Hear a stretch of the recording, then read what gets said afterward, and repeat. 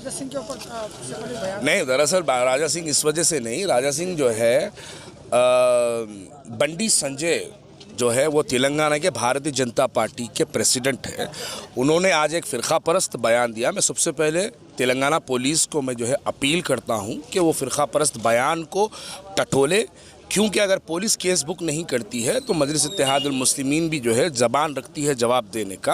और इतने घंटों से ये वीडियो इतनी वायरल हो रही है उसकी कि वो कह रहा है कि पुराने शहर में रोहिंग्या मुसलमान रहते हैं, पुराने शहर में पाकिस्तान से आए हुए मुसलमान रहते हैं, पुराने शहर में अफ़गानिस्तान से आए हुए मुसलमान रहते हैं। अगर भारतीय जनता पार्टी का मेयर या डिप्टी मेयर मुंतखब होगा तो वो कह रहे हैं कि पुराने शहर में सर्जिकल स्ट्राइक करेंगे। तो हमारा एहतराज़ यहाँ से यही शुरू होता है। ये दीवानों को ये नहीं मालूम कि सर्जिकल स्ट्राइक किसको कहते हैं।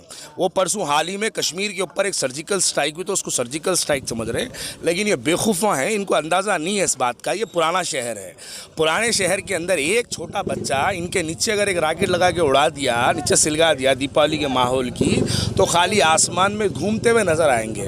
तो दरअसल ये बातें क्या है। और वो आप जो सवाल करे हैं गोशा महल के एमएलए के मुतालिक, वो गोशा महल के एमएलए के बारे में मैं क्या बोलूं। उनकी पैदाइश बेगम बाज़ार की है। बेगम बाज़ार जो है एक माजी में हम नवाबों के जो है बेगमों का बाज़ार हुआ करता था। तो बेगमों के बाज़ार से पैदा होने वाली शख्सियत 30 साल बाद अगर एमएलए बनी है तो आपको उनकी बातों का बुरा नहीं मानना चाहिए, अपना ही बच्चा समझ के माफ़ करना चाहिए। बेशक।